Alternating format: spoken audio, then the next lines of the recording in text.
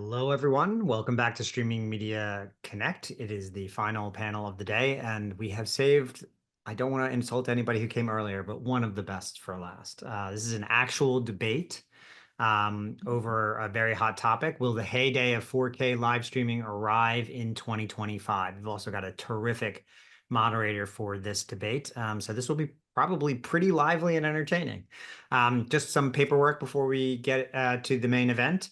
The first person who both answers the song name and the musical performer's name, who was just playing as I was coming up on stage, and who is also here at the end of this panel or debate, will get a $50 gift card from Amazon, courtesy of Streaming Media Connect. You have to be present.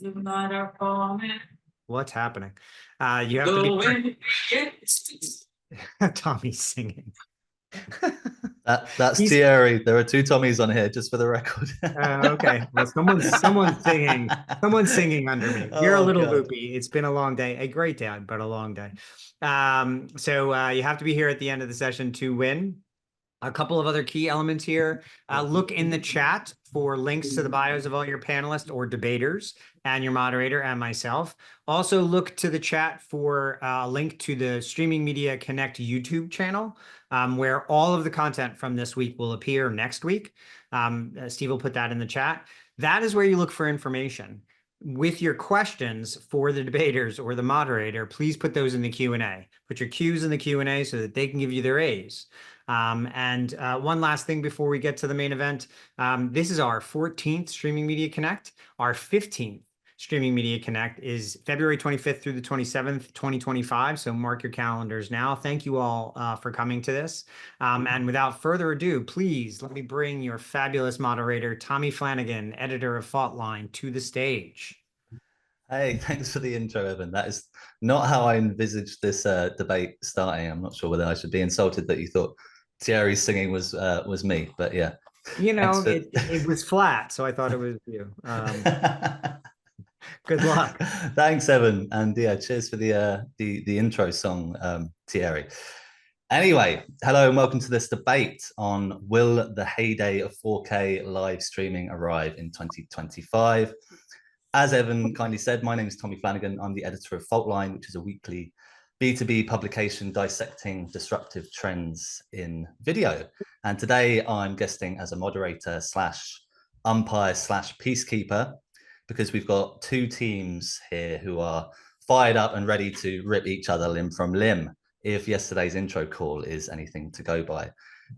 Disappointingly, I've been told that I wield absolutely no power in deciding the winners of this debate, because apparently this is a democracy, and so you in the audience can decide at the end and vote for your champion. I'm hoping we get some great questions from you guys along the way, so please get involved to help you decide who takes home the bragging rights. So let's welcome our speakers, our debaters, to the stage, please. If you want to put your cameras on, that'd be great. And I will introduce in the red corner, we have team Corey and Thierry, who will be arguing the case for yes, 2025 will be the heyday of 4K live streaming.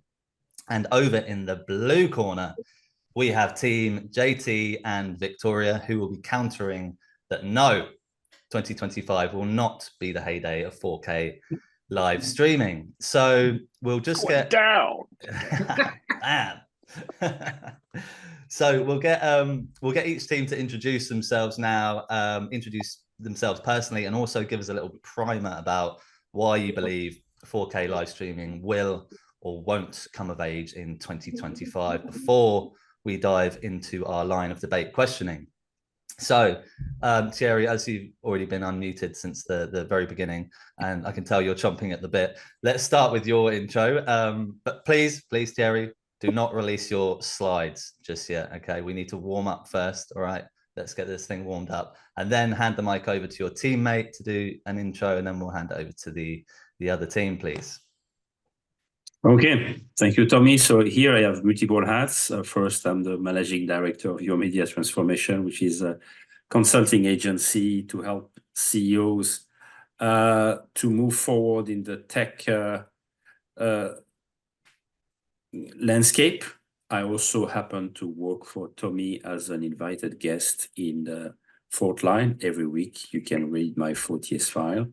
And in addition, I have been holding the flag for the last 10 years as a founding president of the Ultra HD Forum, who obviously is an organization that brought the industry together around UHD. Perfect. And do you want to add a little intro case about just maybe a couple of lines about why you're on this side of the debate?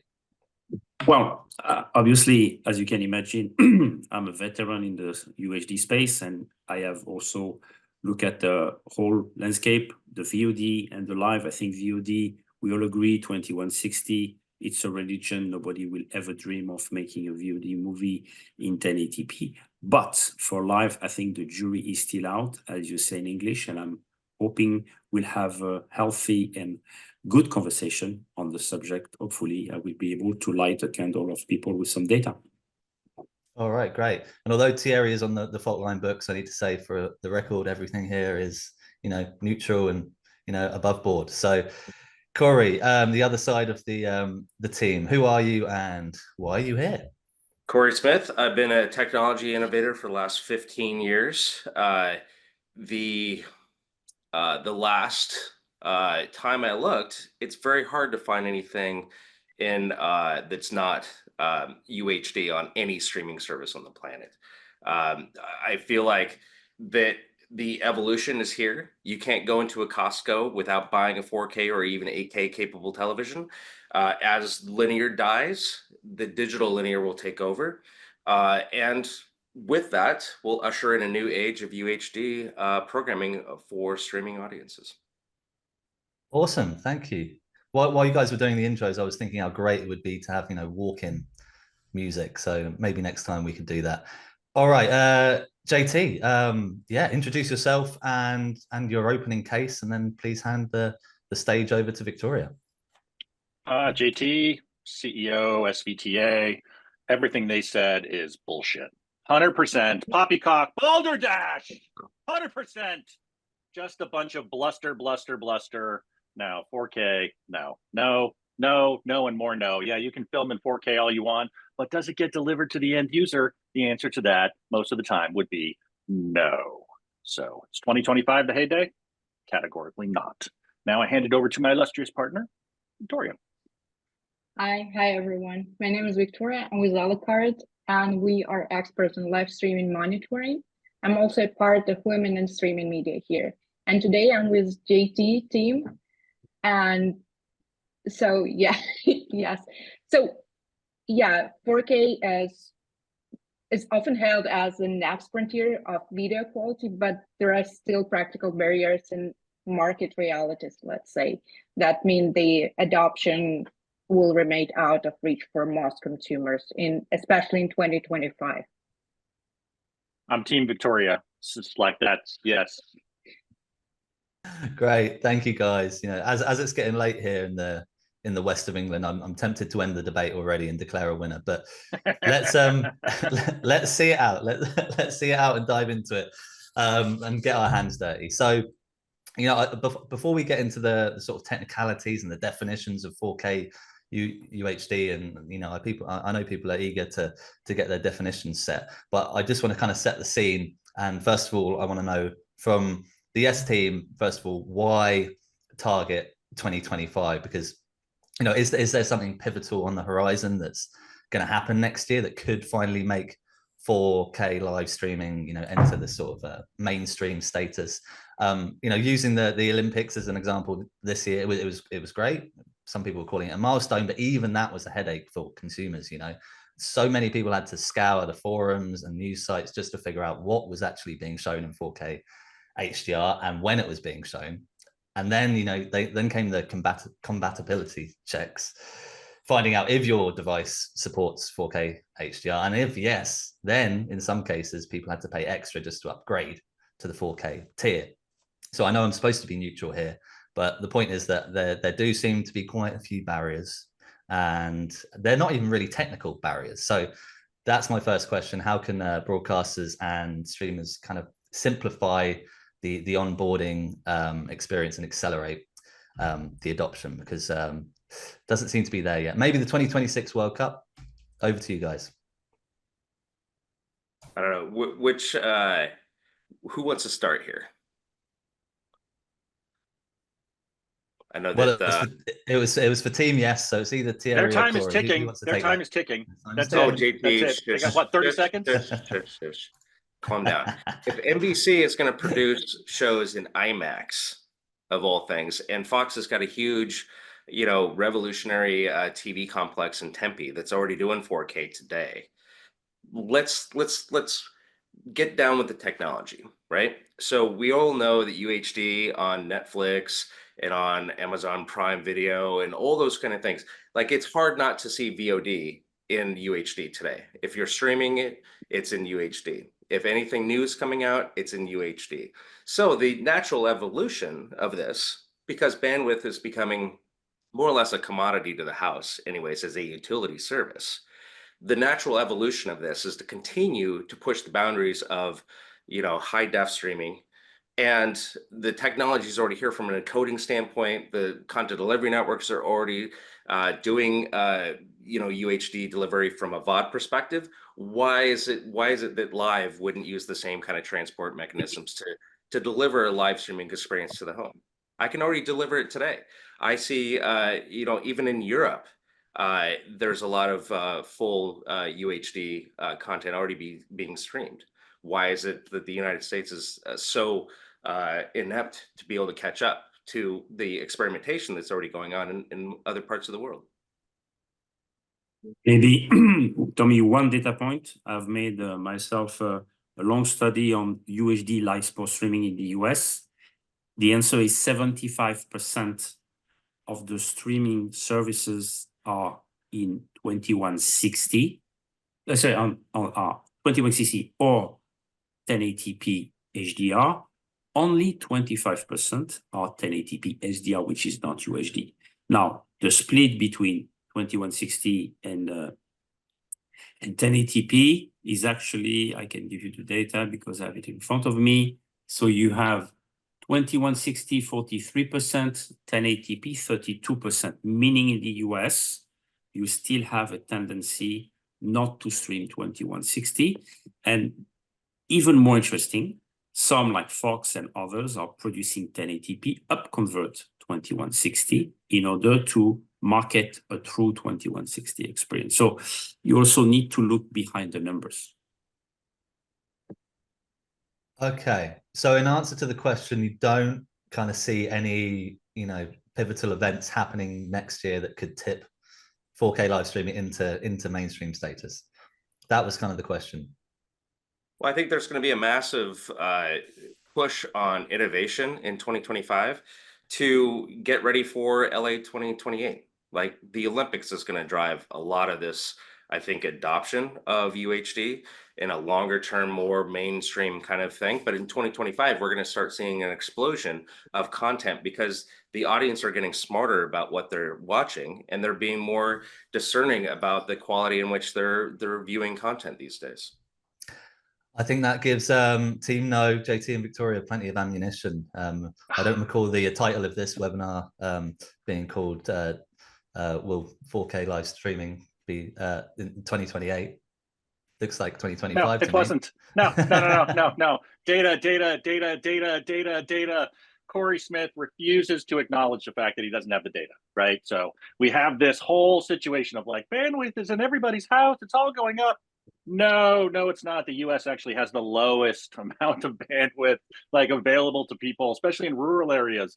55 million people in the US live outside of major metro markets, do not have the significant upstream bandwidth that their ISPs to deliver the kind of streams you're saying. And second of all, data. Thierry Faultline, that's great that you're saying 75% are being streamed in UHD, but how many people are actually viewing it in that? I give two words for you: adaptive bit rate. That's right. Those people are watching streams in their houses. Bit rate shifting is happening. They're getting what they can deliver on that bandwidth, which is often 1080p. And 1080p HDR, by the way, it's better than 4K without HDR. Anyway, just saying, I hand it over to Victoria. Yes, let me add here about 2025. As far as I see from Ultra HD Service Tracker, I found out that the peak of adoption, 4K adoption, was in 2024. And if you look at this tracker, you can see that there are peaks in some years, and then it go down. So I expect that it will not happen in 2025, according to the analytics. And also what JT says about rural area is very, like, bandwidth limitation is a great deal in the US, which is obviously the problem here.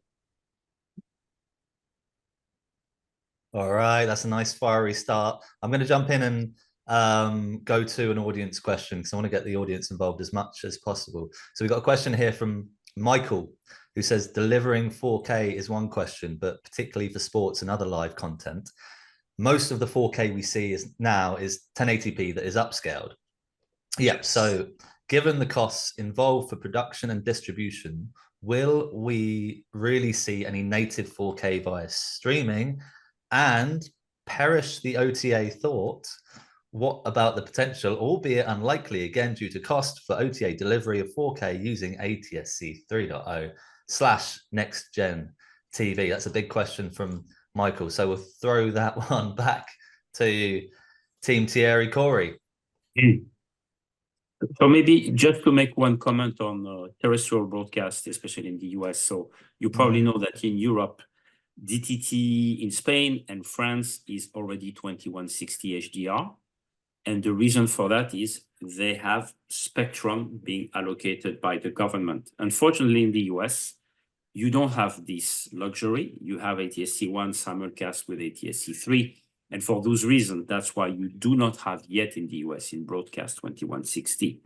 Now, back to the streaming and production cost. When I talk to my friend at Amazon, they tell me for Prime, for them, what is really preventing them to upgrade from 1080p to 2160 is the production cost.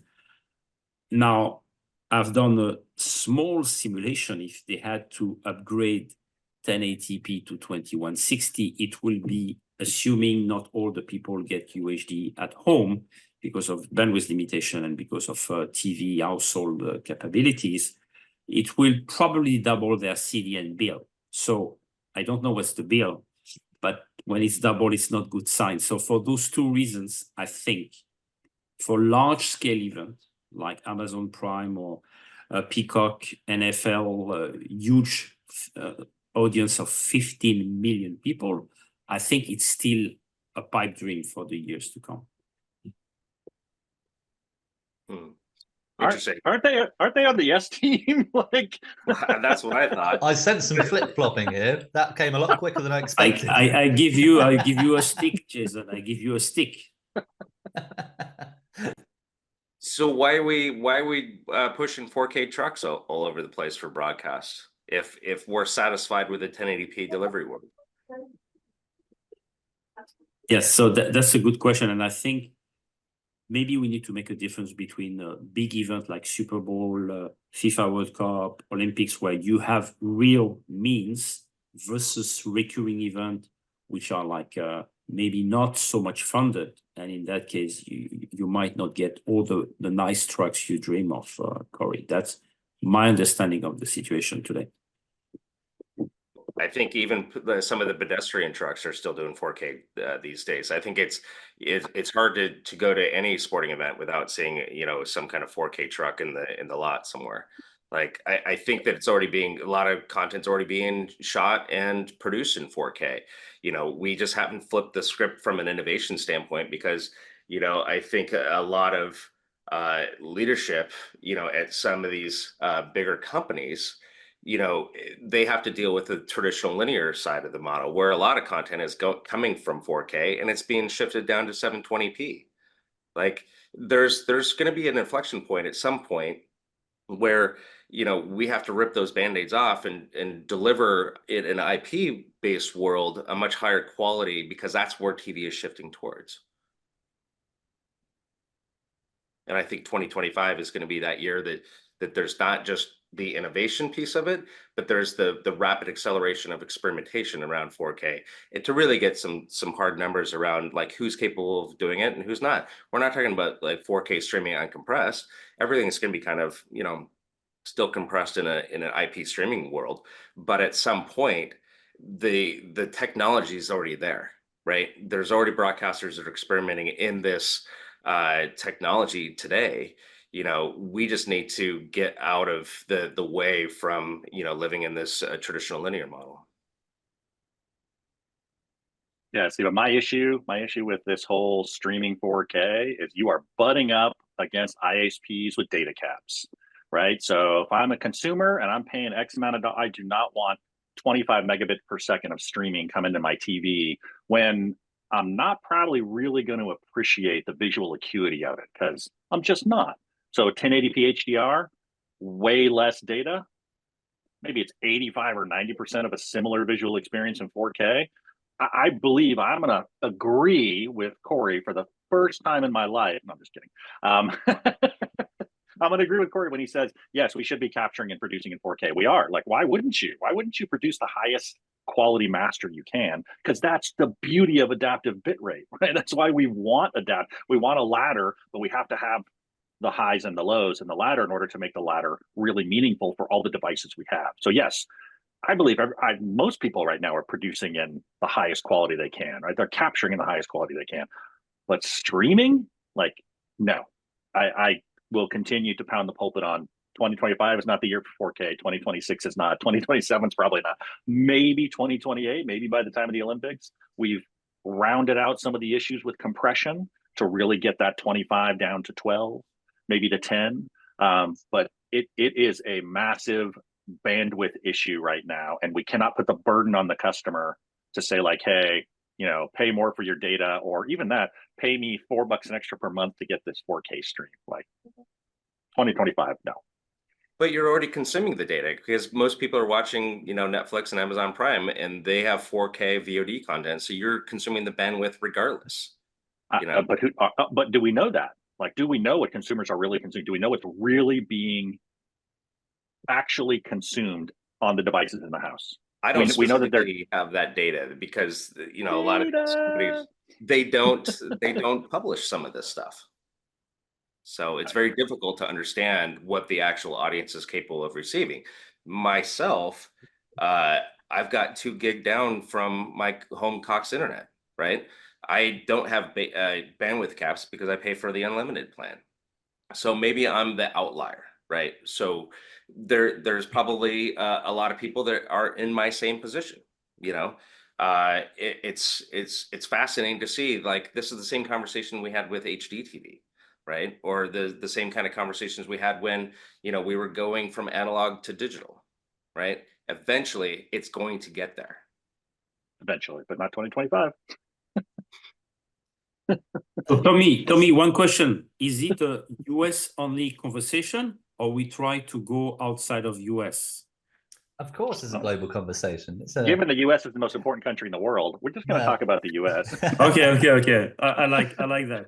As your LinkedIn poll revealed earlier, I know in other countries in Europe, for example, Spain, Portugal, France, the fiber penetration is extremely high. And the way people consume video, it's not streaming, it's mostly IPTV, multicast. Nobody cares about the traffic. It's one stream for 5 million people. So I think streaming is good, but if there is another way to deliver in a more efficient way, DTT is one, obviously, but IPTV, I think the fiber operator, they love 4K. Yeah, let me add here. So yes, of course, there are a lot of people consuming TV, but let's remember about newer and younger generation who prefer watching on their mobile phones or mobile devices, which means that they would prefer, I don't know, lower resolution or ABR or whatever. So it's, and also you mentioned about experiments. That is a key word here, that right now for the biggest events, it's like they are experimenting with 4K. So it's only for premium market. It's not for mass market right now. And it's more about like self-investment and showing that they are trying to adapt this technology. So it's more for like new trends and not about mass adoption in 2025. I want to second that. I want to second that in a big way with mobile. Like you as a streaming operator, you are just flushing money down the toilet delivering 2160 to any mobile device, period. Yes, the mobile device can show it. The screens are beautiful. They're full of pixel density, but you literally cannot tell the difference as a consumer watching it. You can't. And so it's like, what if all these people are watching on mobile? And I would go back to Thierry's original 75%, 25%. How much of that is mobile? That's a big reason that 4K is not going to be a big thing in 2025 because too many people are watching on mobile. But just one data point. You all know that, for example, in the US, the Super Bowl is watched no more than 10% compared to broadcast by OTT. And if we look at mobile versus PCs, maybe a split of 70% mobile, 30% PC. But in that case, it's not too much, Jason. Not many people watch premium events on the mobile phone as opposed to the big 65-inch beautiful. Yeah, but does one TV. tentpole event make an entire statement like 2025 is going to be the year of 4K? I would argue no way. Like it's an outlier event. I mean, let's look at all of the other content that's delivered. You know, again, just live sports streaming throughout the year. It's insane how much content is delivered. I would say the mass majority of that, 95% of it, is all 1080. Like maybe some of it's 4K, some of it's going to bigger screens, but a lot of it is going to small screen devices. And the other tendency for this biggest event is more about interaction with the user, with the customer who's watching. So let's say it can be multi-screen. So it's more about immersion and interactivity during the event more than resolution. Oh, and there's another one. Yeah, what if you have multi-screen on one screen? You're going to deliver 4 panels of 4K? No way. Like just no way. So no.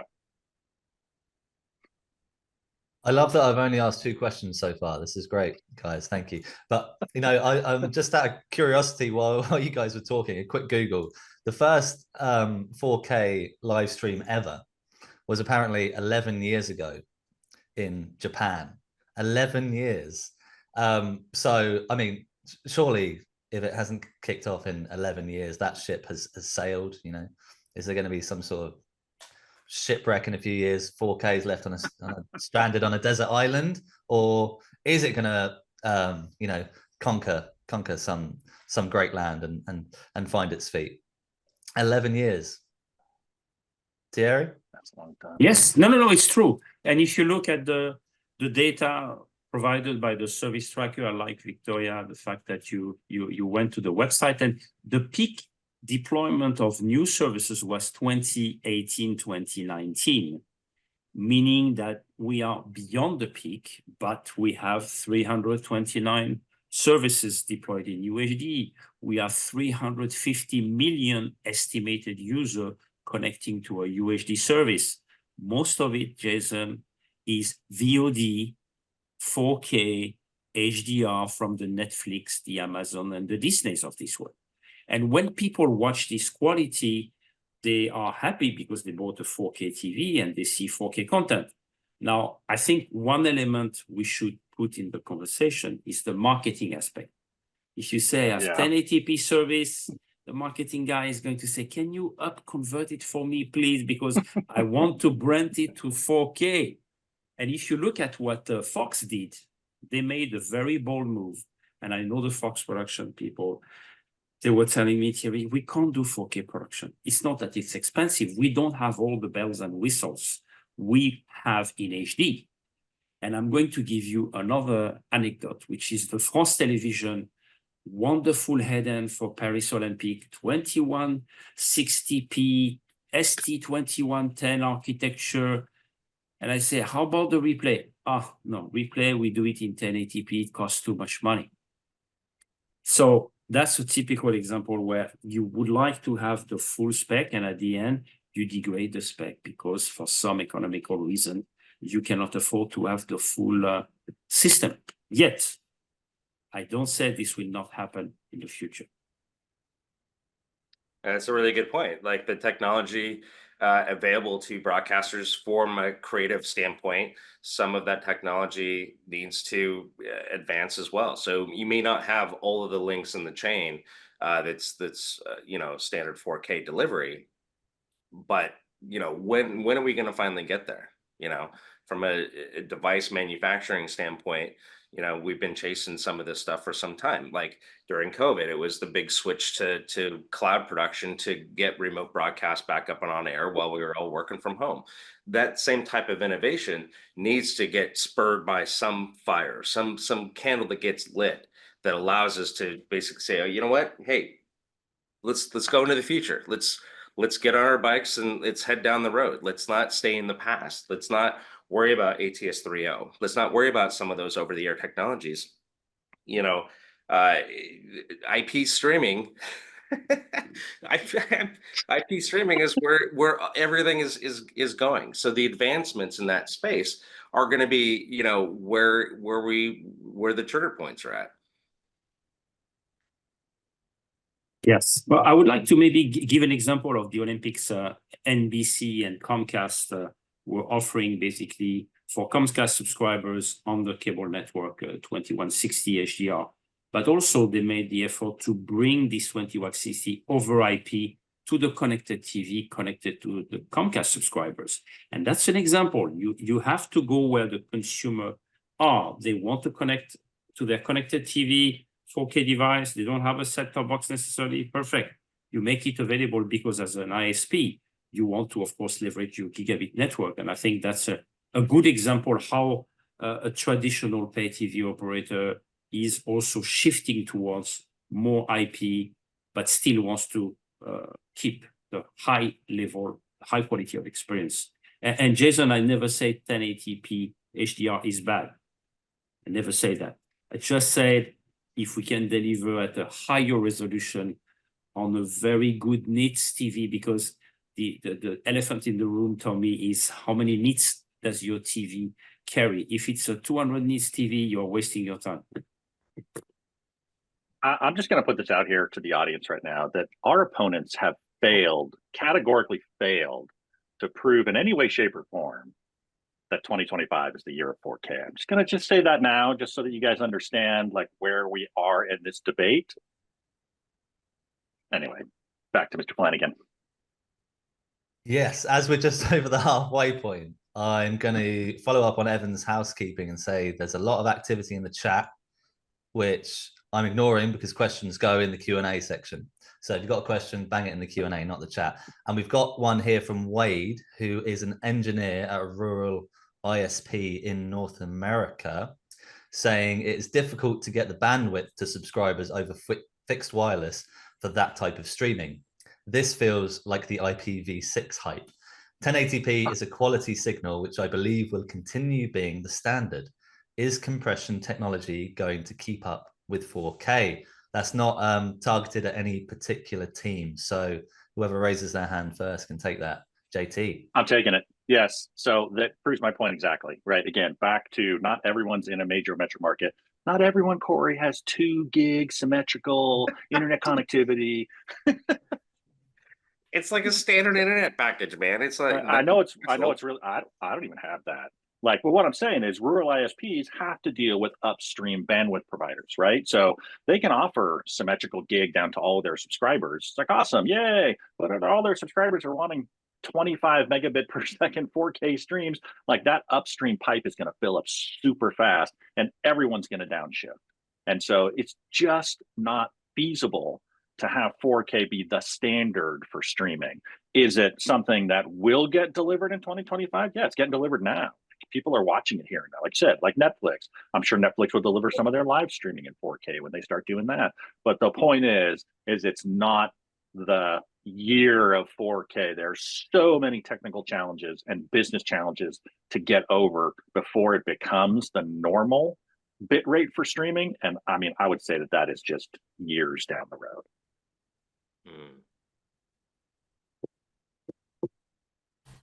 Any counters to that from Team Well, Yes? yeah, maybe on the compression side. So just to give you some numbers. So today we talk about like 4K HEVC in the 15 or 18 megabits per second. Obviously, when you go 1080p HDR, you are going to go much lower than this, like 5 or 6 megabits per second. So for a low capacity network, I agree with Jason, but there are many ISP who are deploying gigabit to the home in US and even more outside the US. So I think this bandwidth problem will soon be resolved.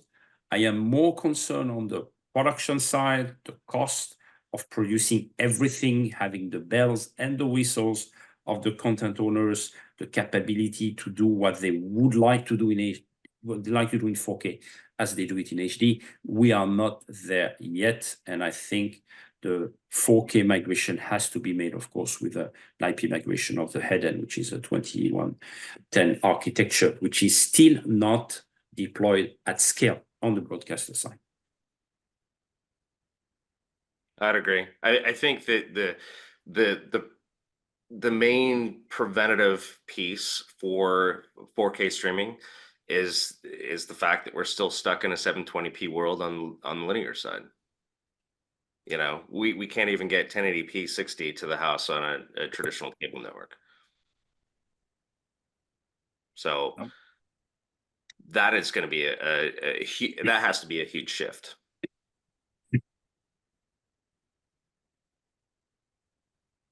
All right, it's heating up. The question about the inevitable question about, is 4K a stepping stone to 8K, or is it a dead end? You know, there are strong arguments that 4K adoption has been a struggle. I think everyone agrees there. You know, JT said he was preaching this 6 years ago.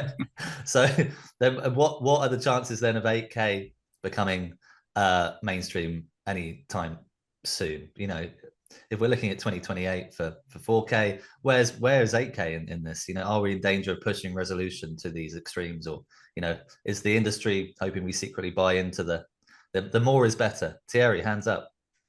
It's a topic dear to my heart because I was on the 4K camp where some people were creating a 8K association and try to convince the content providers to go to 8K while the poor guy were barely able to do 4K. So I think 8K, I will give you a few data points, Tommy, because as you know me by now, I don't like to invent stories. Japan has been working in HK. They spend billion, I don't know if it's a S, of dollars to convince themselves and try to convince the other that 8K was the future. If you ask them, Tokyo Olympics that took place in 2021, how many people were watching 8K, you would be disappointed. And in Paris, there was no 8K. There was a POC done by OBS. And I don't think there is a momentum on the content side. I know BT has made some testing, Amazon has made some testing, but at the end, the conclusion is Amazon goes 1080p. So there is no momentum for 8K today. What might happen in the future, my prediction, and this is what Treasury Forum at least publicly stated, is it makes sense to capture in 8K, but you should use the 4K infrastructure and let the TV set do the up conversion to 8K if you have a 8K TV set. That's very pragmatic. When do consumers stop spending money on useless devices? Like, we know why there's 4K, because the TV industry needs a reason to sell TVs. Why is there 8K? Because the TV industry needs a reason to sell TVs. That is the only reason. Only reason. You got to ask yourself as a consumer, what's good enough?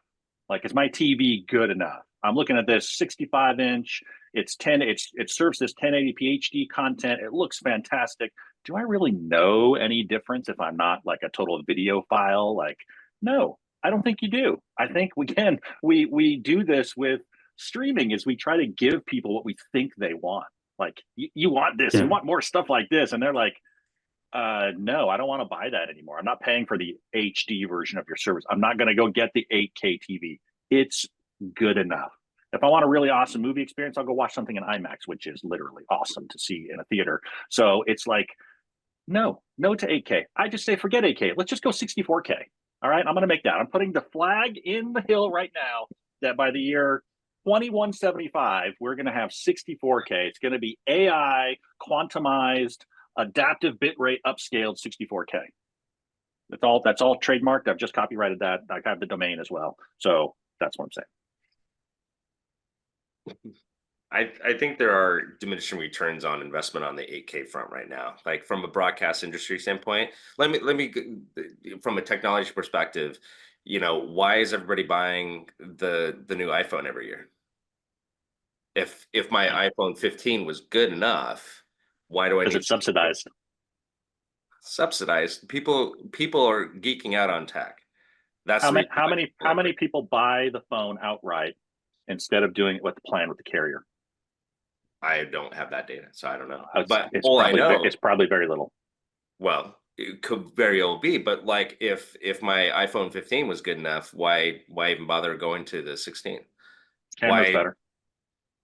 Because the camera's better. How can you actually tell the difference in the camera between the 15 and the 16? Megapixels, absolutely, yes. But I'm a photographer, so yes. So I'm going to geek out on that technology. So you're in a niche audience yourself. That's right. So I have a reason to upgrade for it. Yeah. But again, so here's the thing. So here's a phone, right? So you have a new phone. You have a phone 15, iPhone 15. Along comes your provider, Verizon.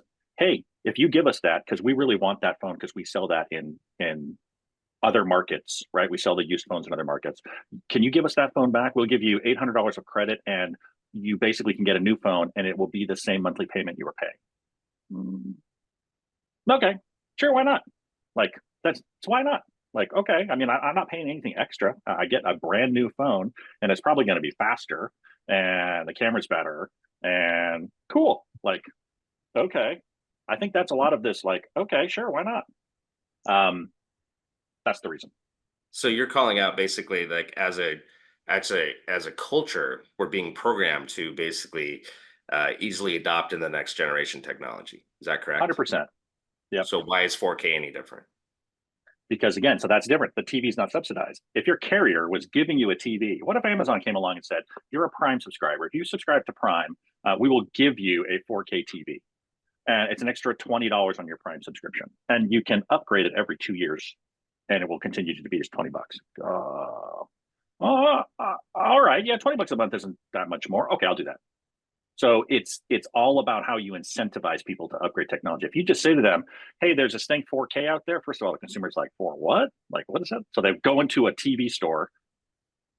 Do those even exist anymore? So you go to Walmart, like, can I see what that TV looks like with that against that? And the guy's like, well, that's 4K, and this is 1080. And you're like, I can't really, like, okay, I think that one kind of looks better. And then he goes, oh, but this is HDR. And you're like, well, that one actually looks better than this 4K one. Like, which one should I buy? They're totally confused. So the consumers are totally confused. And so if they don't need a new TV, if they're sitting in their living room watching TV and they're like, you know what? This looks good enough. It's really nice. I like the screen. It's big. Like, it's a great picture. I can watch football on this. It's like awesome. Why do I want to get a new TV?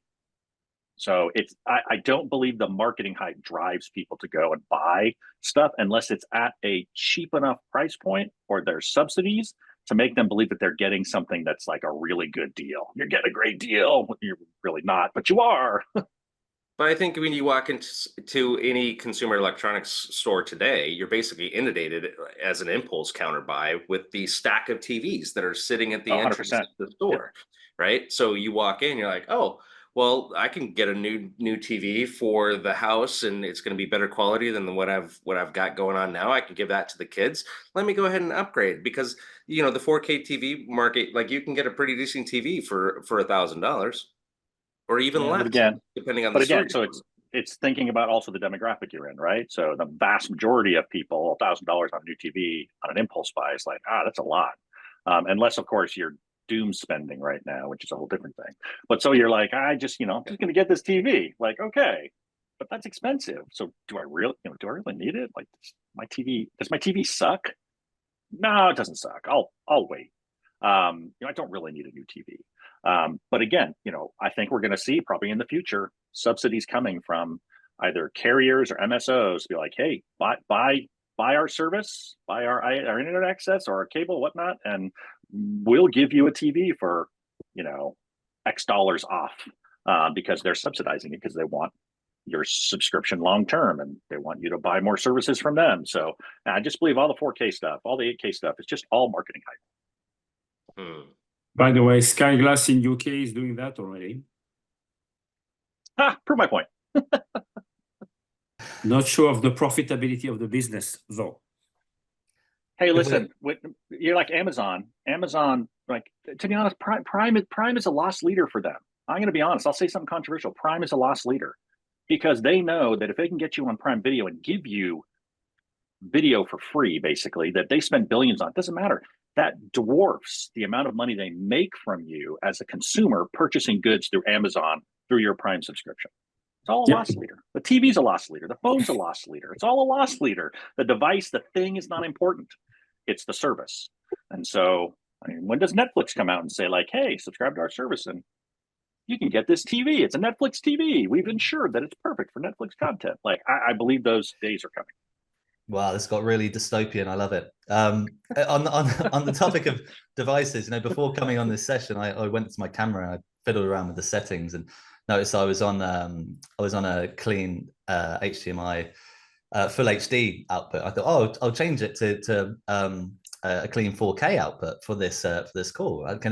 Does anyone notice I'm on a 4K setting? That I'm 4K live streaming right now? Probably not. There are 9 boxes on my screen, so I can't even tell how good it is, and probably no one else can either. So there we go. I am supposedly 4K live streaming right now. If Zoom even supports 4K, I have no idea. Anyway, no, your camera's 4K. The stream is probably not. Nah, exactly. So that one question I was going to ask, which has been asked kind of by someone in the audience as well, is what do we think that viewers prefer most? And we can also reskin that about what we think broadcasters prefer most and what the priorities are, whether it is 4K, whether it is HDR, whether it is HFR, or we could even throw NGA into that debate too. So yeah, who wants to take that one? Whoever jumps in first. I've been soaking in that pond for 10 years, so I think HDR obviously number one. Resolution, yes and no. For example, nobody today is putting 2160 SDR streaming. Nobody really cares. There's no benefit for that. NGA, I think, is the big hope of getting people more immersed into the audio experience.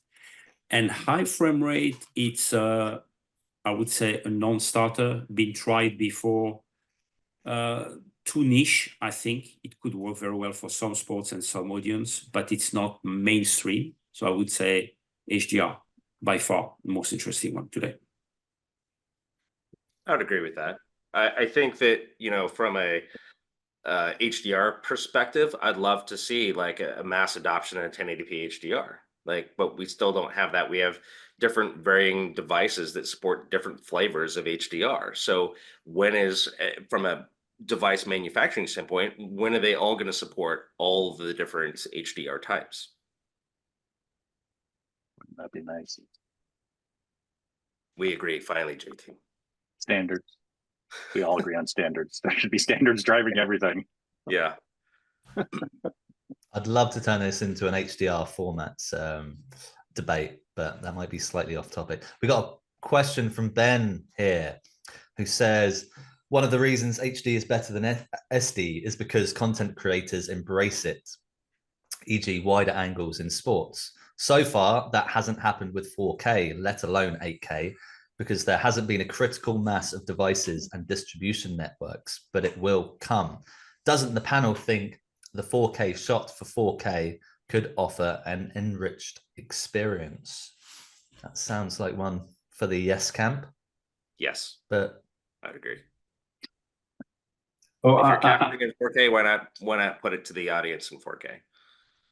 I would like to make a comment on the device. I mean, when I see that in developed countries, 60 to 70% of the population has a 4K HDR TV, I don't think it's a device limitation. And same on iPhone, you have HDR on many iPhone, top Android phone also have HDR capability. So I don't think it's a device limitation. I think it's more a content limitation. The content providers, some of them are still shy, stay in HD, or some of them say 1080p, thank you, Jason, is good enough, or 1080p is cheap enough, I'm going to give you a 2160 up-converted version. So I think it's more on the content side to me. The problem is not on device anymore. Where's that 60 to 70% of TVs in developing nations are 4K? Where's that data come from? France is 74. Spain was provided, the number was 70. Those aren't developing nations. No. Those are first world nations. Okay, so US, I think it's more than 50%, Jason. Yeah, the thing is, like a lot of the developing nations and third world countries, and they get the first world nations leftover electronics, right? They get sold those devices, which complicates streaming a whole lot when you have to support legacy devices and they're out there and you can't just turn them off. And so, like, okay, so again, 2025, 4K, and we agreed early this was global, not just the US. Like, it's even more of a punctuation point on why 2025 is not going to be the year, because there's so many devices out there in emerging markets and third world countries that are not 4K compatible. Period. I mean, just period, because they're older 1080 boxes or screens that are being sold into those markets. But if you look at China, for example, Jason, it's a very interesting example where China is making a huge push to provide 4K to the masses, very low price 4K TVs, fiber network being deployed by the telco at breakneck speed. And I think that's the China side. Now you look at India, I was shocked when I heard that only 13% of the population has a TV set, and the people are watching the Premier's League, the IPL, the cricket Premier's League on mobile phone at 800 kilobits per second. And obviously at this bit rate, you are lucky if you are in 480p, because I might go lower than not 4K. No, it's impossible. It doesn't scale. So different situation in different countries, I would say. I'd agree with that too. Have we put this to bed? Has this been put to bed? Have Victoria and I proven that 2025 is not the year of 4K? Like, and as a matter of fact, has the no team not actually, or the yes team not actually supported a bunch of what we're saying? Can we put a fork in this? I'm calling for quorum. That's for the audience to decide. Okay, so shall we run the poll now? And while people are voting, shall we cover one more question, or while people are voting?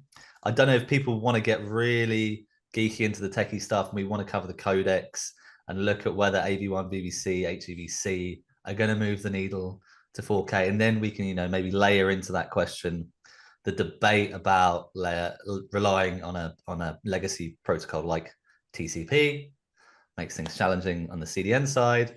And I get the impression that, people pushing to move away from TCP to, RTP, UDP are getting quite a bit of resistance and fighting a losing battle. And, 2025 obviously is way too soon for things like mock. So, against that kind of backdrop, does the yes camp still believe that 2025 is the year? I still believe that 2025 is going to be the ramp up period. Okay. Well, ramp up is awfully different from heyday. Well, it's nuanced, Jason, as we've come to discover on this debate. None of us have a crystal ball to read what's going to happen in the world. There's obviously a lot of factors involved in this conversation. Oh, JT's really sticking the knife in and twisting it around now. Oh, it's getting gnarly. We can make a great prediction. I'm going to predict that dill pickles are going to make a huge comeback as a fruit of choice in children's lunchboxes in 2025. My crystal ball. All right. I'm willing to bet on that. Final chance for the audience to squeeze in any last questions as this poll rolls in. I'm curious as to what the responses are going to be for the untitled question of choice 1 and choice 2. Yeah, I Very, appreciate very the extra answers for them. Yeah. I think that's the pickle question. I'm super interested. And for the record, in the chat, I've just noticed that it says that Tommy Flanagan is replying to everyone with JT's picture. So that's not me. I'm supposed to be neutral. So just for the record, that is JT under my name for some reason. I think I renamed myself at the beginning of this let's become the moderator to sway the debate.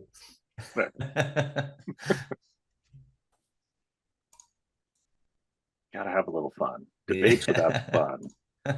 Yes, this has been a riveting conversation. I appreciate being invited. Okay, when do we get the results? Get a drum roll. All right, I'm seeing the results here. We have, I think when I hit end poll, you'll see the results. Let's see what happens. Share results. Are they visible now? Yeah. So disappointing. I believe Corey Smith owes Victoria and I a very expensive dinner. I'm gonna go with that. Just Corey, not Thierry. Just Corey. Just Corey owes us that. Why are we targeting me, man? That was. We can discuss further at NAB this year and see what the scope of the conversation evolves to then. That could be a good conversation. I'd love to do this in person at NAB and maybe That see would it be turn fun. into a real bloodbath rather than a virtual bloodbath. But yeah, those results are pretty resounding. They speak for themselves. So yeah, thank you guys. Thank you for debating. Thank you for everyone for asking questions and getting involved. Yeah, thanks everybody. That's fun. Cheers. Evan, what do you Thank make of you. those results? Yeah, I mean, I was not allowed to vote. I will Oh, say. interesting. The panelists, the hosts, and the moderator were not allowed to vote. So I think I might have been able, had I come on camera and campaigned harder, I might have changed the outcome. But I agree. Congratulations, JT. Congratulations, Victoria. I think what we did prove is that this format really is a lot of fun. It not only is it fun, but it gets both sides the ability to actually talk about real issues and at the same time do it in a way that's just different from other formats. So thank you all for being brave enough to participate. That's great. I agree. We should do it live, and we'll bring our cowbell from our live debates. I did debate bringing cowbell, but I thought it might be a bit More aggressive cowbell. for people wearing No, headphones, you especially. can always have more cowbell. Yeah. 100% agree with that. Yeah. Quick story. If you want to Google a video where Will Ferrell talks about him talking to Chris Walken about the cowbell, it's very funny. It is. I've seen that. Yep. So congratulations to Luke Wu for correctly naming the song and the act, Riders in the Sky by the Shadows. Again, I don't understand without cheating how you guys know the answers to all these things. We do have a really good day of panelists and panels and firesides tomorrow. It's a full day that starts. Let me just get you the exact time it starts. It starts at 10 a.m. tomorrow with a research keynote from our moderator, Aaron Fernario from Advertiser Perceptions and with our folks from Weather. I tomorrow will be hosting moderating a panel, a really good panel about what happens post-peak TV. I will be also interviewing two great guests, Matt Van Houten from DirecTV and Justin Evans from Samsung Ads. There's a ton of other really great content. Once again, remember that all of the content from this week will be up on our YouTube page, Streaming Media Connect's YouTube page. The link is in the chat. I'll give you 2 more seconds to look for that link. Thank you all. Thank you, Tommy, for being a wonderful moderator to this debate. Thank you, debaters, for participating and being brave enough to bring the fire. And we'll see you tomorrow at Streaming Media Connect. Thanks, everybody. Thank you, guys. Bye. Bye. Cheers.